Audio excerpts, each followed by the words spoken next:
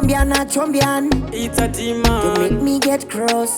A deep river you can't cross. Feel a nation. Ingori nyaye utano wako neni kodzero dzangu ndedzako newe tikatora rice path tofambira mberi simba rekuti go ririmo matiri Utano wakakosha.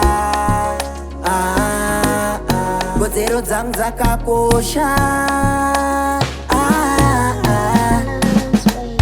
Vamwe ndivo vanozongogeza maoko kudya kwacho watopedza mukadaro toikunda sei hosha wondo wazhinji yakamedza saka ngatisatemeseke musoro nezvinhu zvatopedza my health my right our responsibility Nzvenga zvinonyudza MuLife nzira dzisina ramangwana buda utano hwakakosha shuwa chipo chikuru kunziwa unazuwa Nzvenga zvinonyudza MuLife nzira dzisina ramangwana buda utano hwakakosha shuwa chipo chikuru kunziwa unazuva tutenda tense akati panake kuti fekti kupa mhara ati inifekti it's effect kuti fekti kupa mhara ati hama neshamwari ngatichengete kodzero life yedu igorima paskero vanazvo musaore moyo